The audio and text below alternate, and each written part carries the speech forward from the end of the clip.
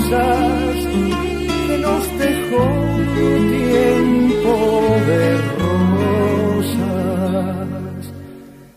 en un rincón, en un papel o en un cajón.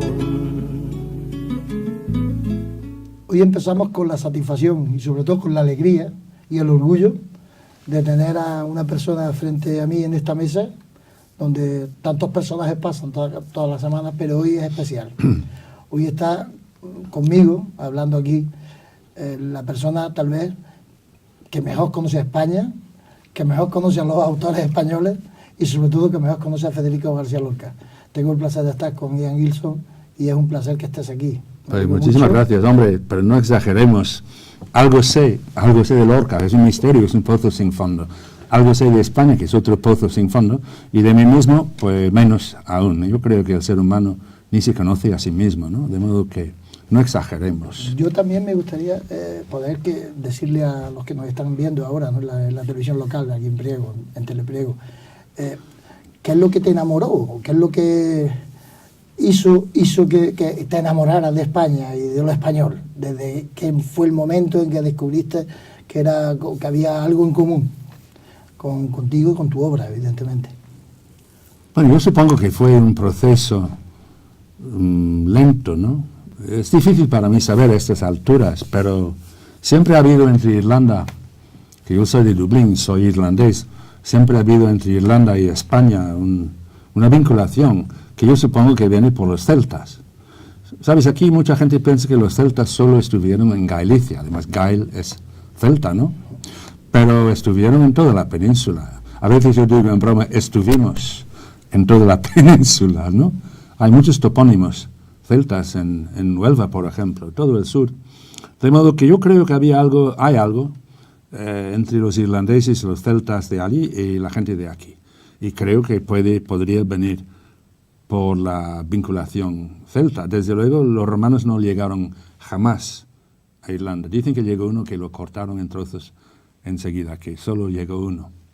Luego los árabes no llegaron nunca, de modo que si hay algo, creo yo, es de raíz celta, que quede claro, es mi opinión.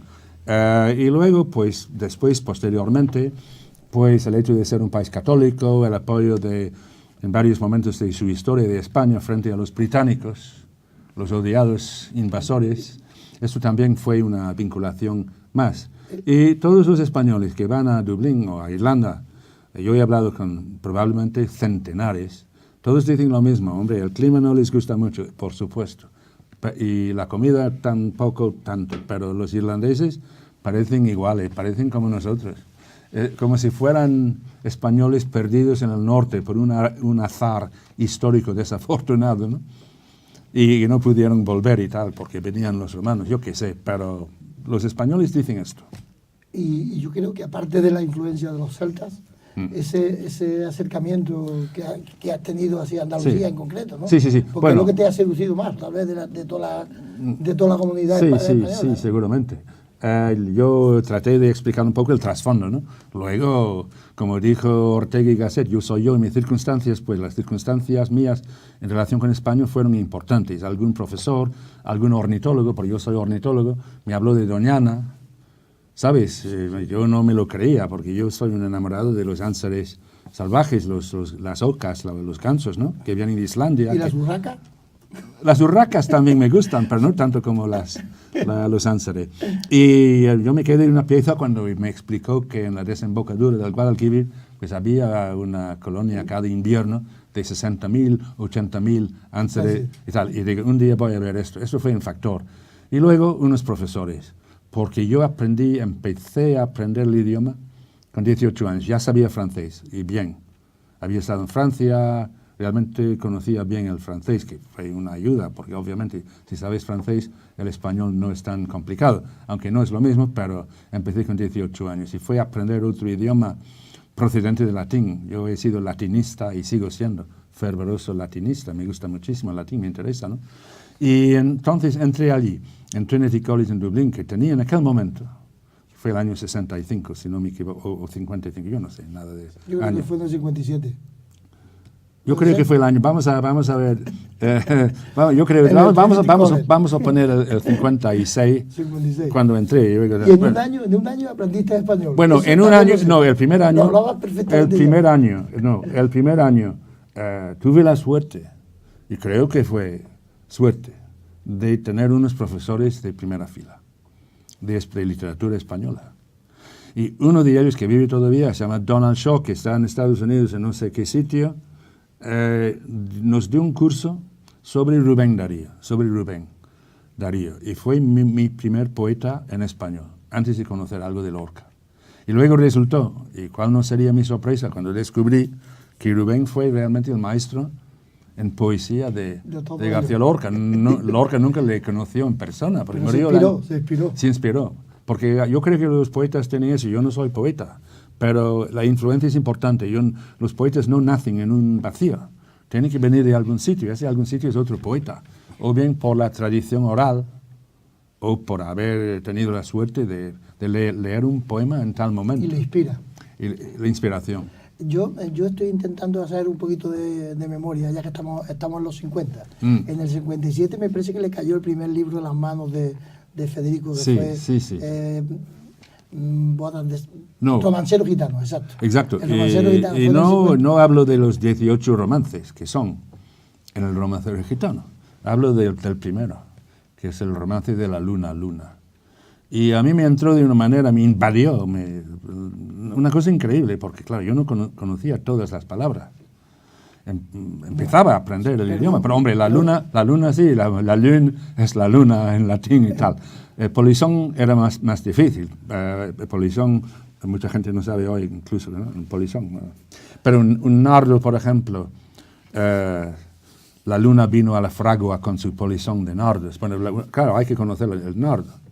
En Irlanda, con el clima que tiene, pues no hay nardo. Me imagino que hay en algún conservatorium, o como se llaman, ¿sabes?, con calor artificial, pero no se crea. Natural. No, además el olor hay que conocer el nardo en persona para comprender la imagen.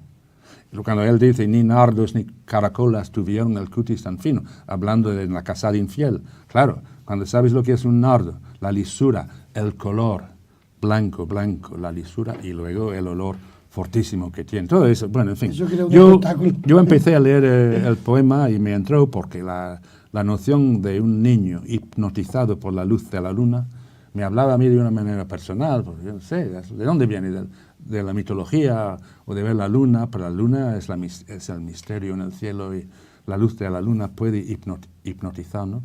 Y cuando aparece esta luna vestida de mujer, de bailarina, vestida de blanco, y el niño la mira, el niño, todo esto a mí me hablaba, me interesaba Freud, me sigue interesando el psicoanálisis, la vida onírica, lo que soñamos por la noche, que apenas conocemos, todo esto me entró.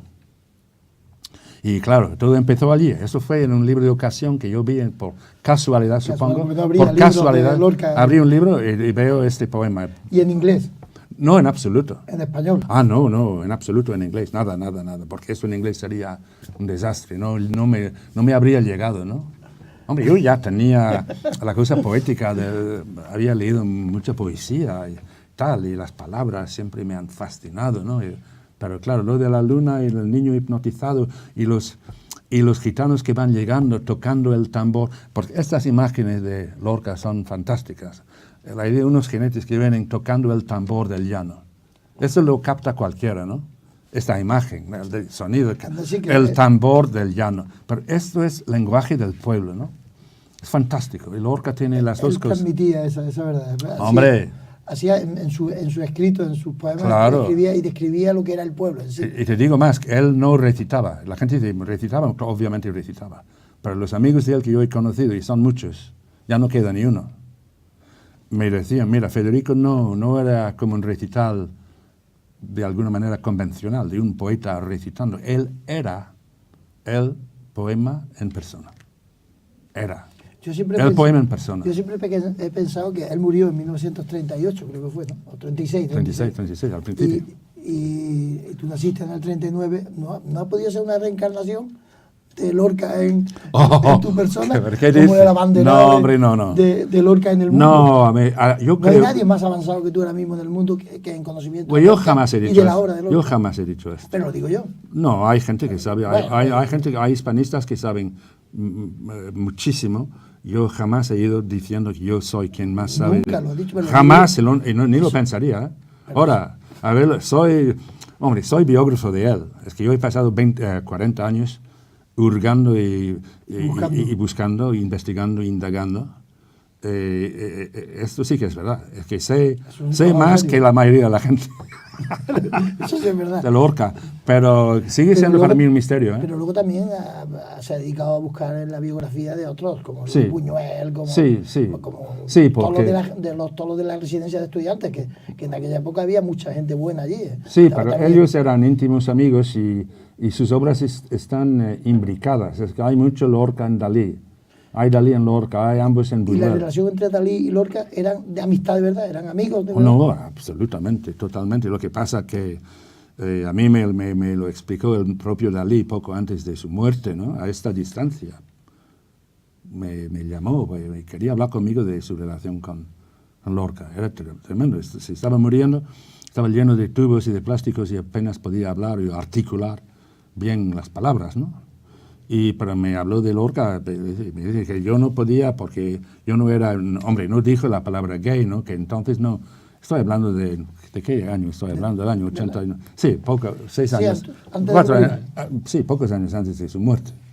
Pero se decía la palabra homosexual, me dijo, mira, a mí me habría gustado poder entregarme a él, me amaba, yo le amaba, pero yo no podía, yo no era así. No era así, ¿no? Y lloraba, creo que lloraba, y tenía los ojos azules despaídos, era una ruina. Cuando yo conocí a Dalí, además él me llamó, y quería hablar conmigo de todo esto, porque había salido el primer tomo de mi biografía, y me quería añadir algunos pormenores a lo que yo había puesto en el libro, ¿no? Y claro, yo le vi un hombre que había sido muy fuerte, incluso corpulento, ¿no? Hecho una ruina, un saco de huesos, era terrible. Estas entrevistas, ¿sabes? Pero yo, como tú, yo también he entrevistado a muchísima gente, pero la entrevista con Dalí se me ha quedado, bueno, físicamente se grabó, pero yo la recuerdo como si hubiera ocurrido ayer. Este hombre hablándome a mí de Federico, Claro. ¿sabes? Y de Madrid, porque Dalí nunca olvidó los días heroicos. Buñuel tampoco, de la residencia. Exacto, y Buñuel tampoco, de modo que era lógico que habiendo terminado la biografía de Lorca, terminado, no se termina nunca, yo pensara en seguir hacer una especie de trilogía Lorca, Dalí, Buñuel, porque fueron íntimos amigos. No hubo ninguna mal rollito Sí. entre ellos en aquella Claro época, que sí. porque con la película del perro andaluz hubo polémica, ¿no? Sí. Hombre, pero son 3 genios, muy jóvenes, con 22 años, 20, ¿sabes? Y son geniales. Y eran creativos. Eran creativos. Tenían una fuerza dentro que no la podían controlar. Claro. De modo que se amaban el lunes por la noche, se odiaban el martes por la mañana, rompían el martes por la noche y luego el miércoles todo bien, no ha pasado nada aquí. Eran así. Eso es intenso, una relación entre dos personas tiene que ser así, tiene que ser discutir. Intensísima. No pueden ser los dos iguales. planos. Y no sabemos de la misa la mitad, es decir, porque claro, han desaparecido muchísimos documentos, muchísima correspondencia. Entonces la gente se escribía más, porque no había estos malditos aparatos y pantallas y todo lo demás. Y la gente se escribía. Y tampoco era normal hacer llamadas telefónicas a otros países. Todo eso era más complicado, ¿no? De modo que vivían con una intensidad asombrosa. Hacían más en media hora que la mayoría de los mortales en una vida. Exagero, pero era, y además el Madrid de los años 20. Primo de Rivera no es Francisco Franco, Era la dicta blanda. Era la dicta blanda. Primo parece ser bastante nocturno y bastante mujeriego. Y era muy abierto. Y abierto, a veces salía por la noche, no sé si disfrazado o no, pero en fin, no era la España de Franco. Y el Madrid de la década de los años 20 es un Madrid fascinante, además con artistas que han huido de la Primera Guerra Mundial, con pintores franceses, una mezcla, las influencias del cubismo. Picasso está en París, claro. Todos quieren ir a París a estar cerca de Picasso, hay mucho contacto con París. Hay gente que piensa que solo Barcelona tenía contacto con París, es mentira. No, Madrid estaba totalmente en contacto con París también, de modo que es un Madrid fascinante. Y obviamente yo entré allí y cuando, hombre, yo tuve la suerte de poder conocer a residentes como Pepín Bello, que murió con 104 años, que escuchar a este hombre era una delicia, no hablando de Federico. Había que escuchar con cuidado y no recibir como hechos históricos o como información fidedigna todo lo que te decían, porque la memoria entra y la memoria tergiversa. Y sí, puede cambiar situaciones. Incluso puede ser intencionado. Los silencios son importantes en las autobiografías. Es decir, que Buñuel no cuenta la verdad de su relación con Lorca en su autobiografía. ¿Por qué? Porque él tiene un gran problema con la homosexualidad. Porque Buñuel tiene un hermano menor que es gay, y abiertamente, cuando no se podía ser abiertamente gay, sin tener muchos problemas. Incluso en la Residencia, que era el sitio más liberal de España. De modo que hay que ver los silencios en las autobiografías. Por eso hacen falta biografías. Y biógrafos. Perdón, quería decir biógrafos, sí, para corregir las autobiografías. Porque nadie va a decir toda la verdad de su vida. Cuando la primera vez que llegaste a España, que fue en el 57, ¿qué es lo que viste con aquel deseo impenetrable de llegar a España y ver lo que habías visto a través de la... No entendía nada. Había hecho un año de idioma con algún cursillo sobre la generación del 98 que no entendía absolutamente nada. ¿De la generación del 98? No entendía nada, porque leer a Ortega cuando no sabes el idioma, leer la deshumanización o España desvertebrada, ¿sabes? Sí. Con los conocimientos que yo tenía no eran adecuados, de modo, algo de Machado, algo de Ganivet, pero en fin, llegué aquí sin saber prácticamente nada. Un curso de verano para aprender algo del idioma y ver los grises y darte cuenta con 18 años por primera vez que hay algo que se llama dictadura y algún domingo no llega la prensa británica y alguien dice no, ha llegado porque hay una crítica del régimen. Fue mi encuentro con una dictadura, viniendo de un país mucho más libre. Y eso sí que fue un impacto. Y el miedo de la gente. Había miedo, de verdad. Hombre, por Dios, estoy hablando del año 56 o 7. Había mucho miedo, es verdad. Había miedo de hablar. La gente dice, no, las paredes oyen. Yo me gustaría, tú que eres una persona que te estoy estudiando con todo el respeto del mundo, sabes que yo no he pretendido con eso nada, pero con todo tu bagaje, todo el conocimiento que tienes de la historia moderna del siglo XX de España, desde 1920 hasta 1936, 36, toda la dictadura, ¿cómo se puede conseguir acabar con el fantasma de las dos Españas? Porque todavía están ahí latentes, eso es una cosa que no se van. Bueno, hay que resolver el tema, y eso es una obsesión mía, hay que resolver el tema de las cunetas. Yo sé que la derecha dice siempre, eso es reabrir heridas, eso es mentira, es una calumnia además. Porque claro, ellos buscaron a sus fusilados y les dieron decente entierro y no se entiende por qué los otros no pueden hacer lo mismo. Eso no es reabrir heridas. Eso es ser justo. Y no es reabrir odio, nadie está reivindicando nada en este sentido. Es que la gente quiere encontrar al abuelo. Y eso lo entiende cualquier católico, ¿no? Y ellos, como la derecha española dice que es católica, pues es inconcebible que no sean capaces de entender que la gente quiere buscar al abuelo, porque el ser humano es así. Y Rafael Hernando viene y dice que solo van cuando hay subvención, cuando reciben dinero. Eso es una vil calumnia. Eso es para echar de un partido a una persona, ¿no? Eso no se puede seguir habiendo dicho esto. Frivolizar, sí. O peor, ¿no? Frivolizar, bueno, eso es calumniar, ¿no? Yo estoy convencido de que Pablo Casado o Rafael Hernando, si tuviesen un abuelo enterrado en una cuneta, matado por los rojos, lo buscarían, ¿no? Porque si no, no se entiende. Pero yo buscaría al mío, ¿no? Yo no quiero que los huesos... No revancha, lo único que quiero es recuperar ese Hombre, cuerpo eso para sanar y curar.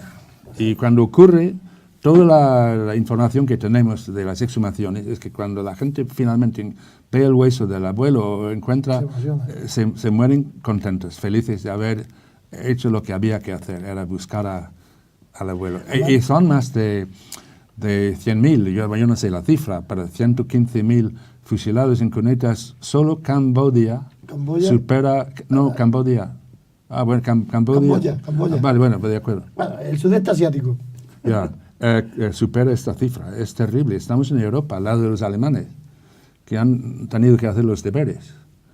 Y no hay un museo de la memoria en Madrid. Yo siempre digo que durante la guerra civil se produjeron cosas violentas. Hubo muertos indiscriminados por parte de los Sí, nadie lo niega. Pero estos muertos de las cunetas han sido después de la guerra también, ¿no? Ah. Que había muchos muertos así, ¿no? Sí.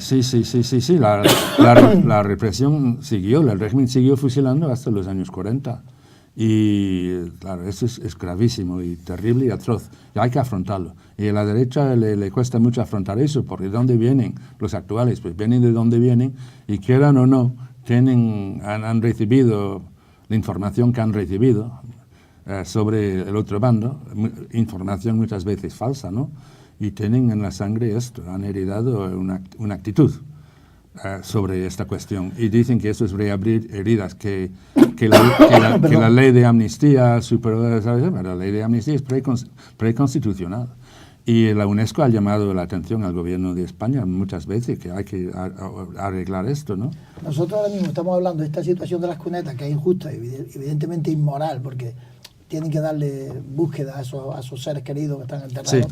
Pero tú también has hecho una investigación sobre el tema de Paracuellos, que también has certificado como que fue una barbaridad. Hombre, por supuesto que sí. Pero aquellos muertos sí están recogidos todos. Claro que sí. No están allí enterrados en Paracuellos. No. Bueno, hay algunos, supongo que hay enterrados en Paracuellos, pero han recibido entierro digno, ¿no? Es que los desenterraron y luego los enterraron bien. Porque eso sí, no es como en el caso de Lorca, que no sabemos dónde está exactamente. Las cunetas de Paracuellos se pudieron abrir en el acto enseguida, se sabía perfectamente dónde estaban, ¿no? Nada más llegar al año 39, pues se abrieron, porque no había ningún secreto, todo el mundo sabía dónde estaban las fosas en Paracuellos. La época esa negra desde el 39 hasta el 50 o 50 y tanto, España era muy oscura, ¿no?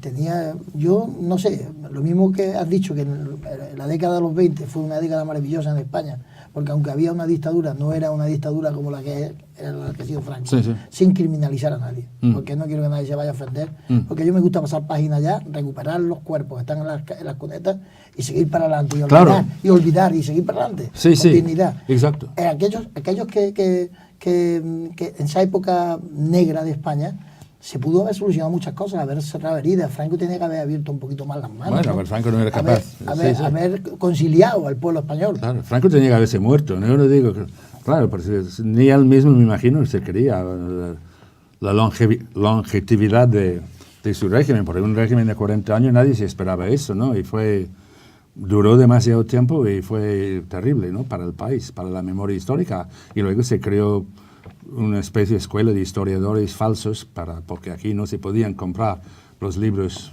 legalmente, no se podían vender los libros publicados fuera, por ejemplo, por Ruedo Ibérico en París, que publicó el primer libro, el libro de Hugh Thomas sobre la guerra civil, el libro de Southworth, el mito de la cruzada de Franco. Estos libros estaban prohibidos. Y aquí estaba Ricardo de la Cierva contando la historia desde el punto de vista del bando triunfador. Y era muy difícil para la gente de aquí saber cómo fue. Y Gironella, que escribía aquello de los 6 presos que en Dios, 1 millón de muertos. Claro. Pero eran todos escritores del régimen. Claro, más o menos. Eso no informa más la realidad. No, y ahí está el caso de Camilo José Cela, que se la estaba de liberar. Obviamente no puede ser santo de mi devoción, lo cual no me impide reconocer los méritos literarios de algún libro de él, ¿no? Esto sí que es obvio, ¿no? Vamos. Eso es obvio. Sí. Pero muchas veces el artista va independiente de su forma de pensar. Bueno, claro, hay casos de grandes prosistas. Yo no estoy en contra de la gente sea conservadora, ¿comprendes? Yo quiero conservadores intelectuales que leen libros, ¿no? Que leen.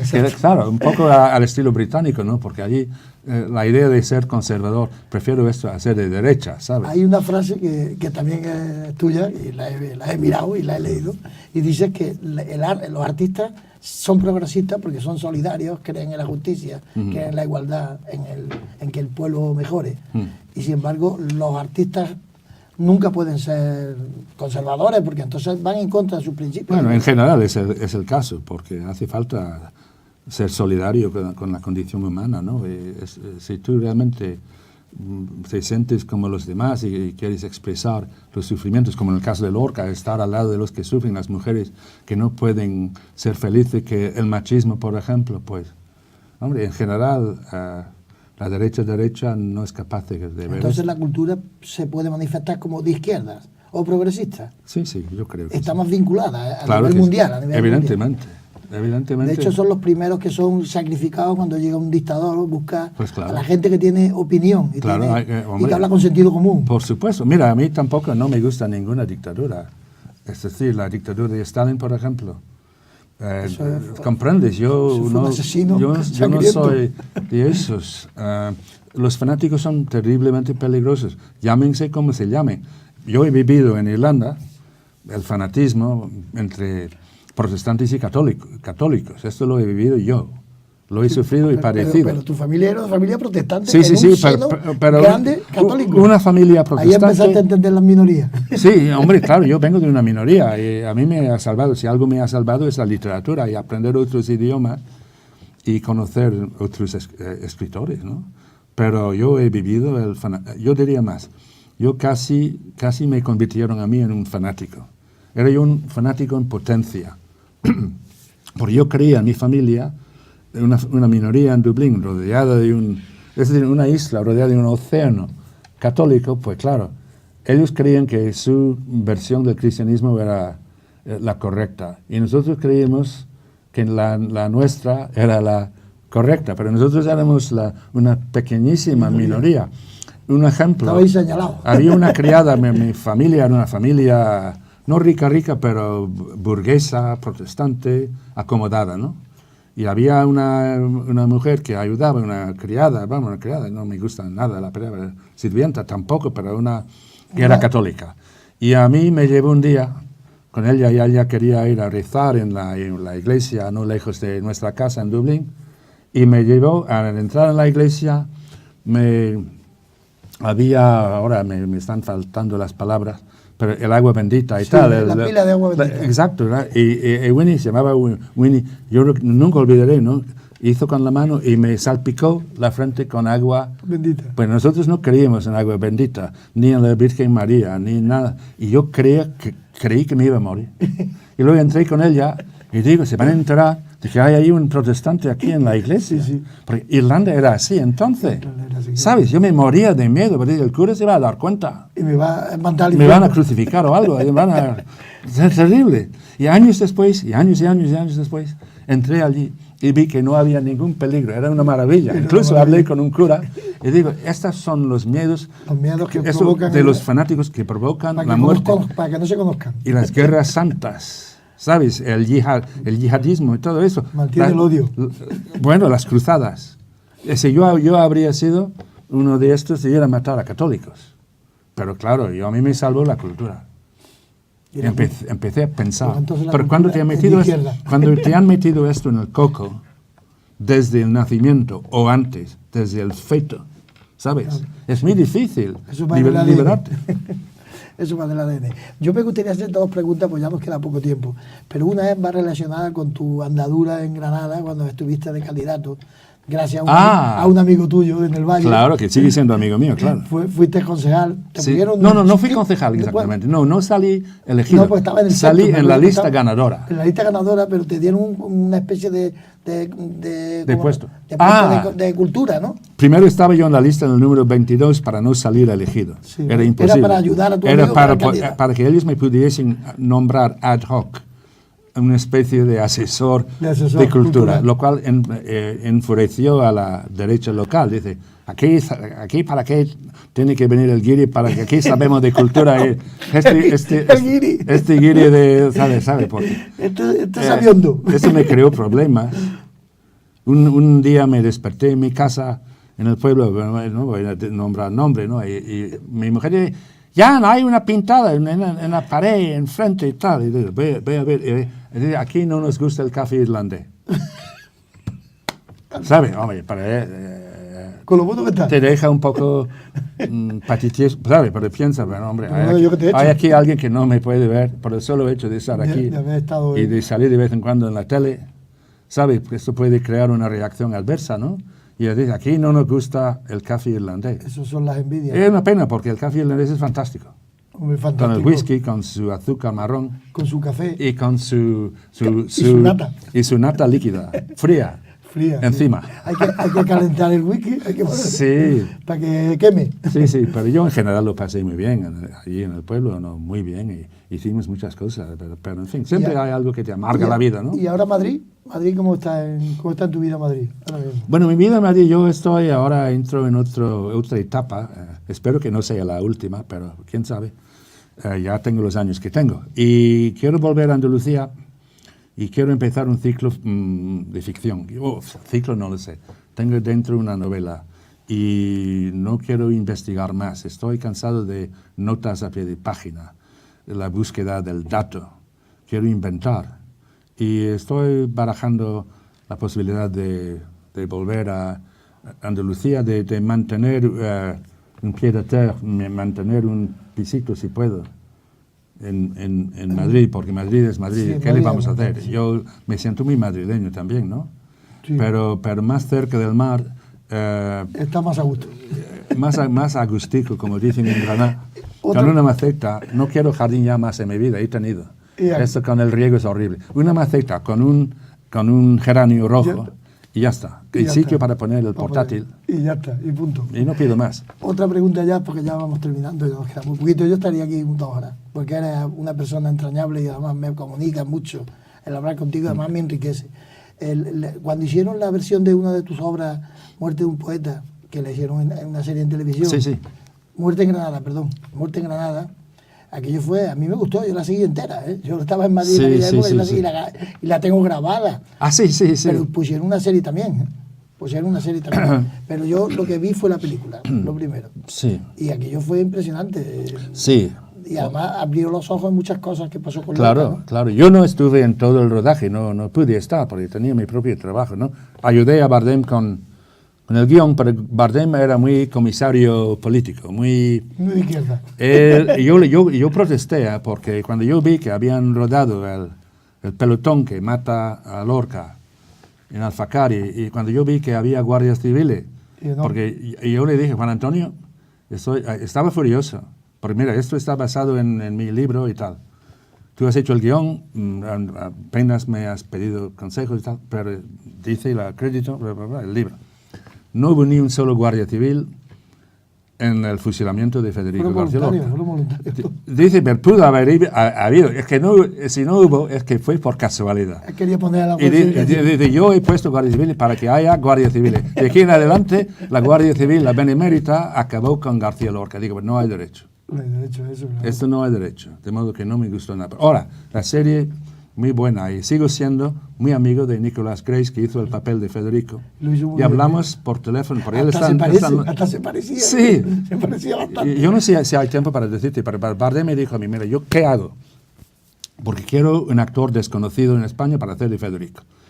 Y abrió una especie de ver y tal y cual, de hacer pruebas, y aparecieron 1000 o 100 Federicos. Pero la imagen misma de Federico, inútiles como actores. Luego él recordó que en una película de él, Calle Mayor, había utilizado una actriz británica, Betsy Blair, en el papel de no sé quién, en la película, la mujer. Era la mujer que, Claro. de la que se ríe. Y él de la que se ríe. había visto a Nicolas Grace en la serie Brideshead, Retorno a Brideshead, Sí. donde él hace el gay que titubea, que es tartamudo. Tartamudo, claro. Y dijo, Nicolas Grace, él fue al día siguiente a Londres, vio a Nicolas y dentro de media hora ya habían acordado que él haría. Y Nicolas no sabía nada de Lorca, ni hablaba una palabra del idioma, pero claro, un gran actor. Y lo hizo, vino aquí, aprendió muchísimo en poco tiempo. Y yo sigo siendo amigo de él. Hombre, Él lo hizo muy bien, es verdad, sí. lo hizo muy bien. Bueno, Ian, yo creo que hemos llegado a un punto sin retorno ya. Para mí es una pena Bueno. poder perder este momento que para mí es histórico. Ya forma parte de la historia de mi vida, porque siempre voy a llevar como bandera, como orgullo haber hablado contigo. Pues muchísimas Y gracias. sobre todo porque quiero que sigas siendo como eres, un hispanista de corazón, de sentimiento, y que estás en España porque tú has querido estar y porque lo has decidido. Sí, bueno, es verdad. Y tienes la capacidad de valorar a la España anterior, como la actual, como la futura, que yo sé que tienes visión. Bueno, te para eso. agradezco muchísimo, pero sí que quiero decir, y luego terminamos, es un país muy complejo. España es un país muy complejo, con tal vez un problema de identidad, que ahora estamos viendo un poco con todo el tema catalán.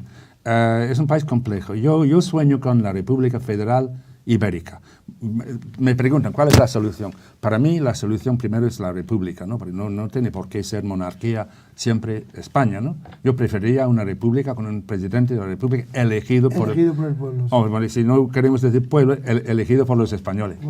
Y luego Portugal me interesa muchísimo porque está muy aislado Portugal. Ni aparece en el hombre del tiempo. Es que no hay sol ni luna en Portugal porque desaparece el mapa borrado. Portugal está subiendo ahora. Sí, pero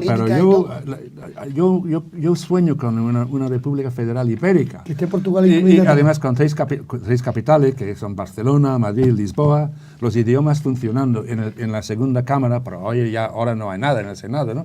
Con el euskera, el catalán, el gallego, el portugués, el castellano. Oye, ¿qué país más culto y fabuloso podría ser? Y con historia. Hombre, por Dios.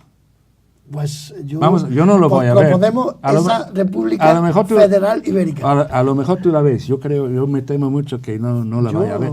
Yo tengo 18 años menos que tú. Sí, qué suerte. Que tengo 60. Bueno, pero está muy bien. Hombre, a mí me gustaría tener 60 años. Pero en fin, ¿qué le vamos a hacer? Bueno, Ian, muchas gracias por estar aquí. Ha sido un placer y espero para mí también. te siga gustando como la última vez que estuviste. No, a mí me está gustando ya muchísimo. Vamos a ver qué pasa esta noche esta en noche el teatro. Esta noche al teatro. Sí. A enseñarle a la gente las cosas que sabe. Bueno, Lorca también es un gran músico, de modo que hay que celebrar el aspecto musical del poeta, ¿no? Muchas gracias. Ok, gracias.